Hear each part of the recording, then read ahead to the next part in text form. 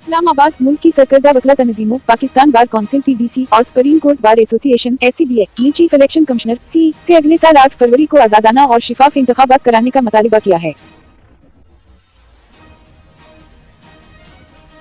जज सिकंदर ने सुल्तान पर इल्ज़ाम एतमाद का इजहार किया है।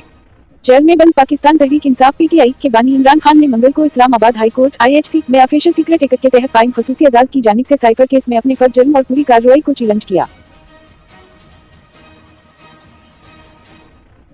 पाकिस्तान क्रिकेट बोर्ड (पीसीबी) ने मंगल को न्यूजीलैंड के खिलाफ आइंदा साल जनवरी में होने वाली टी20 सीरीज के लिए स्क्वाड का ऐलान कर दिया। पाकिस्तान तहरीक इंसाफ (पीटीआई) के सीनियर रहनुमा सेनेटर बैरिस्टर अली जफर ने 8 फरवरी 2024 को होने वाले आइंदा इंतखाबात के लिए किसी भी साबिक रहनुमा को पार्टी टिकट मिलने के अमकान को मुस्तरद कर दिया है।